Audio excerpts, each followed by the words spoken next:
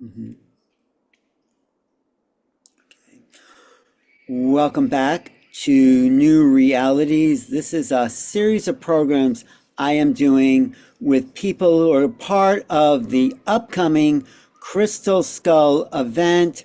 And we have an incredible speaker. I'm just going to kind of give you a little preview of the upcoming days next weekend, October 25th and 26th. But I'm talking to Stephanie Lodge today. But before I introduce you, Stephanie, let's go to the Crystal Skull schedule.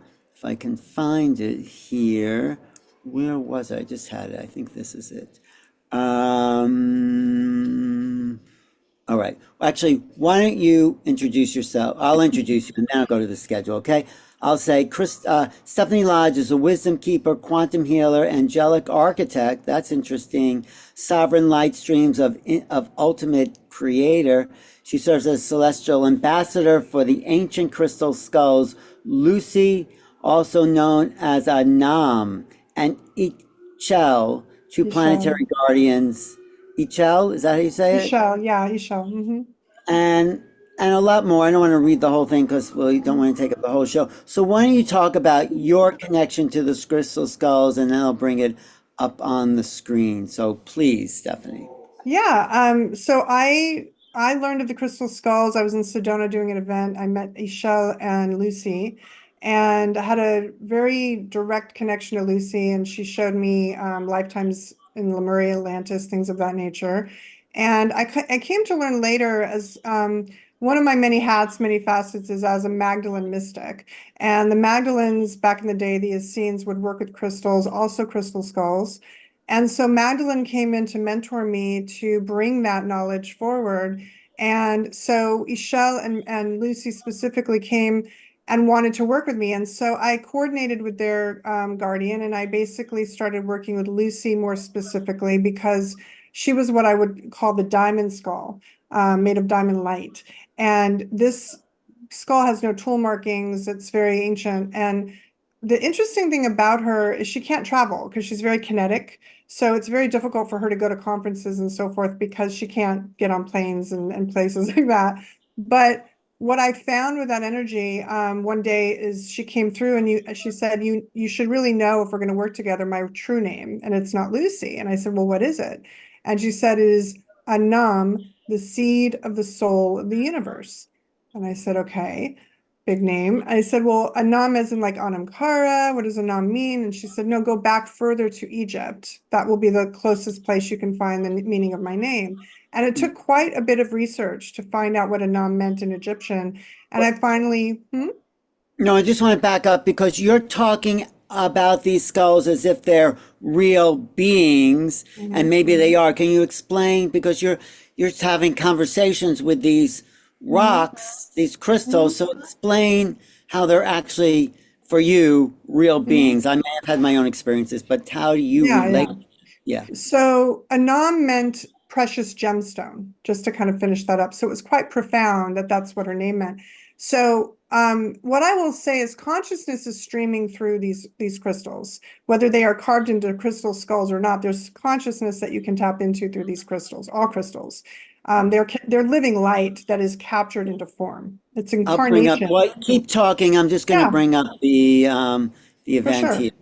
Yeah, go ahead. And So So my understanding is just like a supercomputer, any kind of computer uses quartz crystal as its chips, and it uses a lot of.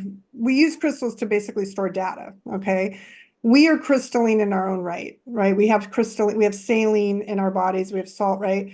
There's crystal energizing through all life, in my opinion.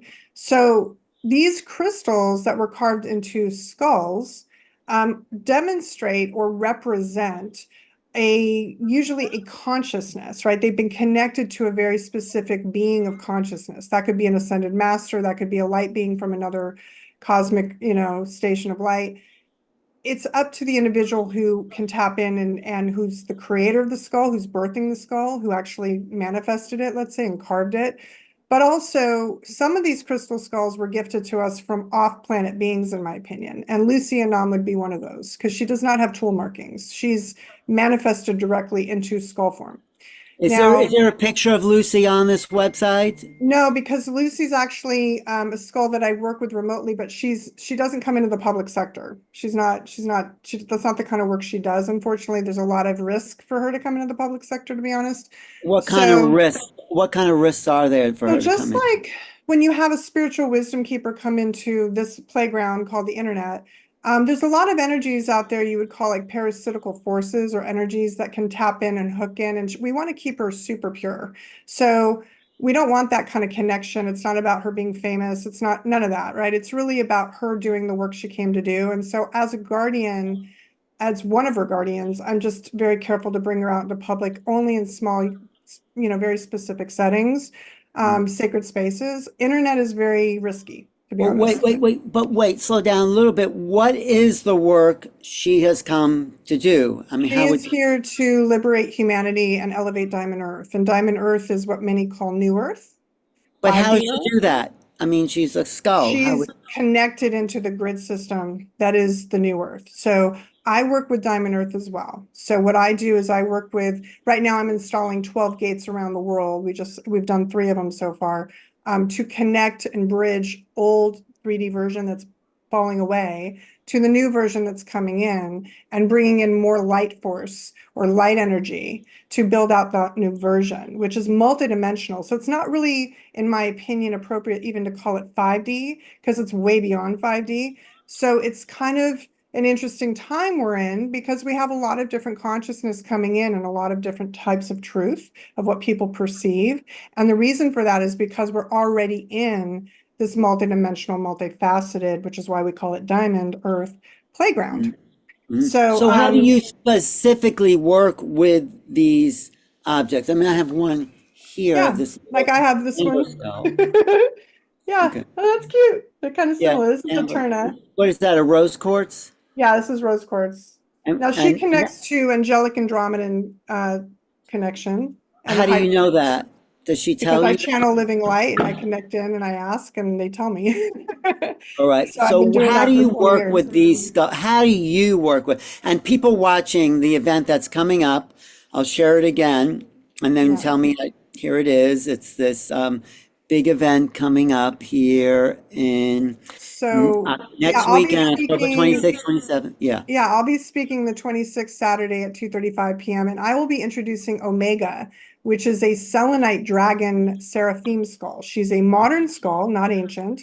And I'm going to be speaking about how we work with these crystal skulls now that are coming in now, because we oftentimes revere those that are ancient, but the ones that are coming in now are equally important because they have equal connection to the consciousness of universal creators. So we have to really give them, props, I guess. This is Pi, by the way. This is an Andara skull.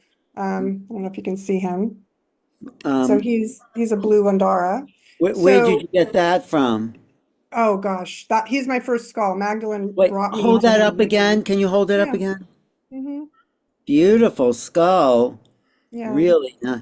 I know So the baby's Andara crystals are man-made crystals or created, right? Andara crystals have a lot of, let's call it controversy around them, right? So what I like to say is regardless of what we believe they are made of, it's what is the intention, right? We are intentional creators. So if we intend this is an Andara crystal skull, just as much as whether it is or not, it is because we just intended it is, right? This is what we have to start remembering about ourselves is how much we create reality.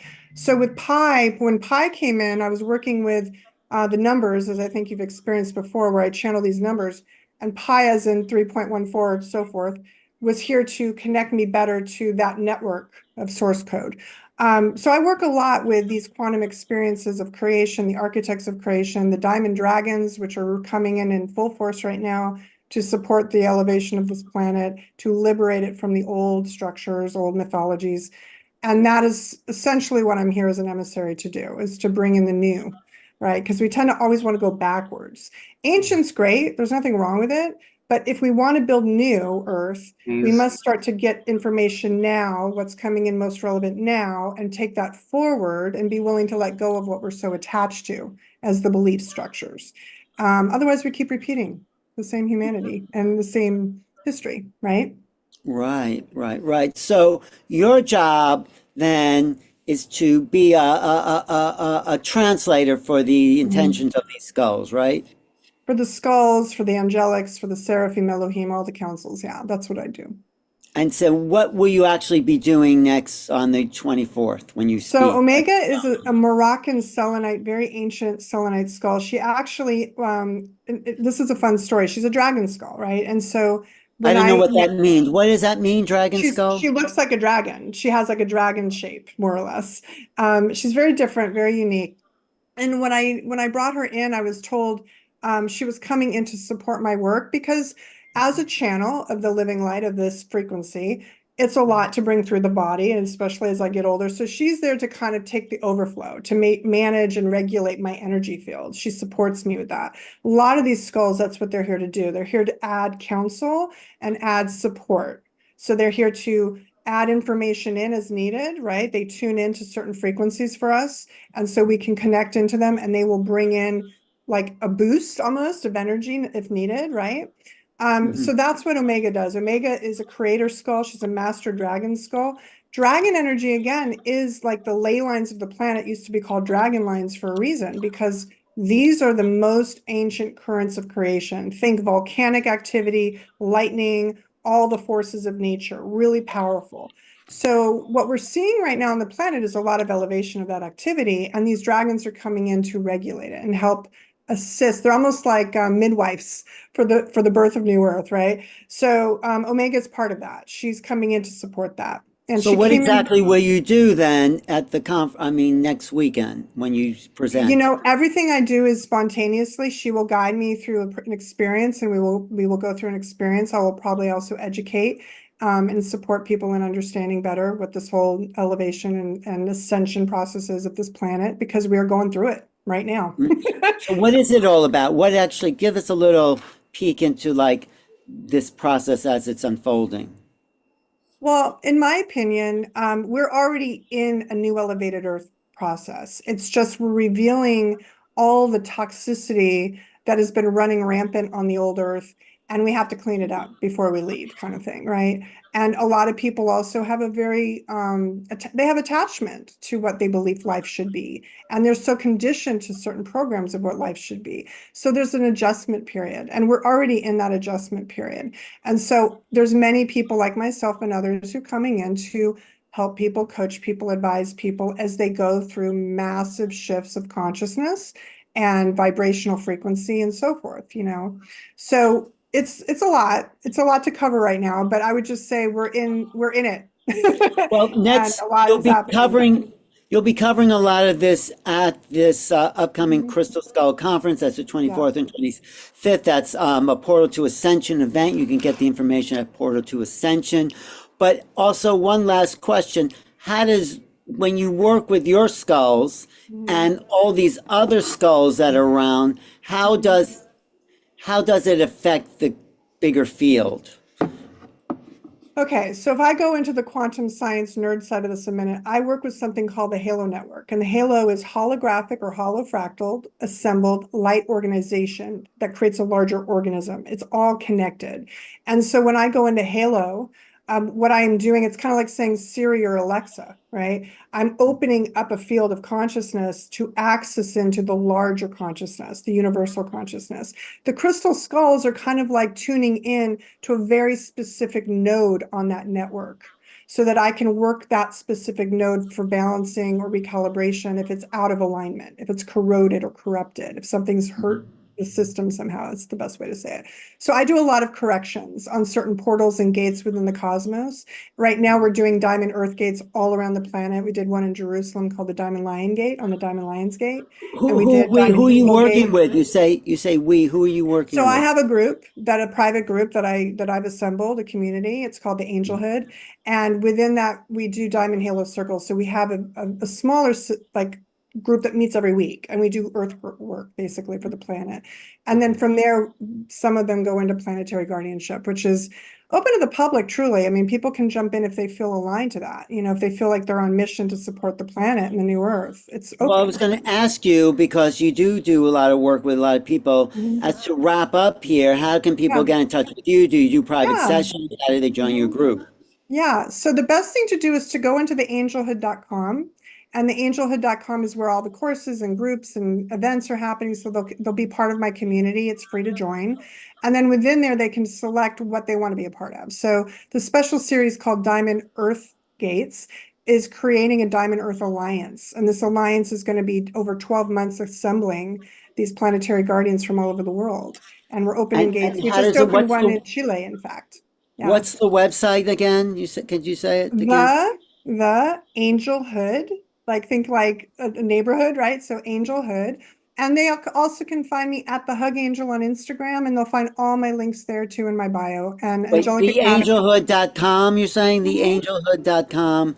And Yeah. what do you do? Do you do private sessions with people as well? I do group sessions, I do private sessions, I do activations, I do special events. We do a lot of things. So it's all around angelic ascension. And what that really means is our quantum genome getting lit and getting ignited and getting our frequency up and knowing who we truly are. So yeah, that's the best Thank you, way. Stephanie, for your beautiful work here. I know Thank you're you. very excited about it, and you're going to be Yeah. presenting. Let me show that one more time. Yeah, Next week, it'll October be, 26th and 27th. I will be on the 26th at 2:35. And I'm sure the schedule could be a little flexible because I know how we run, but just to yes. tune in there. Yeah, and get your tickets. It's a Crystal Skull Conference. It's a Portal to Ascension event. You can go to Portal to Mhm. Ascension, or you can go straight to crystalskullconference.com and look at all these amazing speakers Yeah, we're here. gonna have some Uh, really beautiful skulls. You know what I wanted to say, Alan, before we close? yes, tell The me. fact that we're bringing all of these skulls together under one roof, so to speak, under one conference, Mm, very powerful, very impactful, and very significant as we head into November 1st, which is the Celtic New Year. And wow. so there's a lot of energy right now in October that is kind of dark and light, let's call it, right? So this is going to be bringing in a lot of light.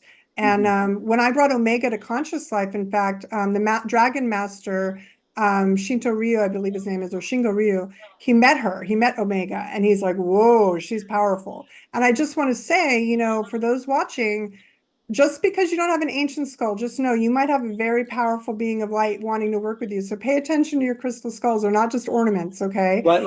And, And there will be some ancient skulls there, like of the Mitchell course. Hedges that Yeah, of Bill course. Holman. What do you Yeah. think of the Mitchell Hedges skull?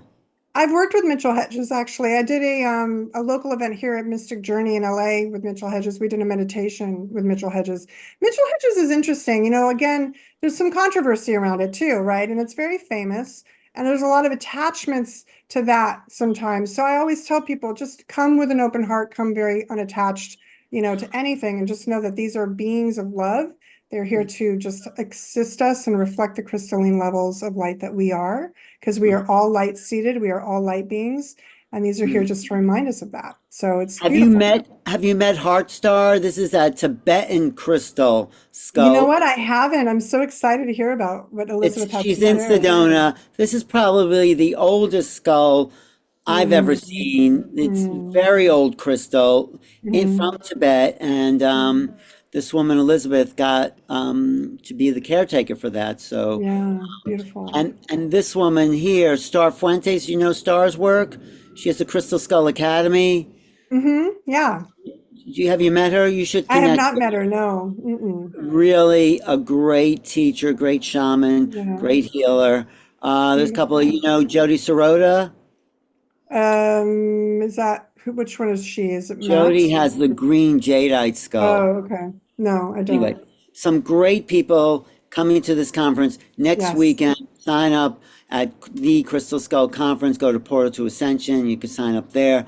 Thank you, Stephanie, for all your Thank you, Alan. planetary work, and we'll definitely be in touch. I'll see you next weekend, and see Of everyone course. here. Just sign up. It's going to be a fantastic. It's not a free event, so sign up. No. It's not one of these just online events. You have to register to be Yeah, there. So thank you. absolutely. Much Okay. love to you. Have a good day. Thanks for coming.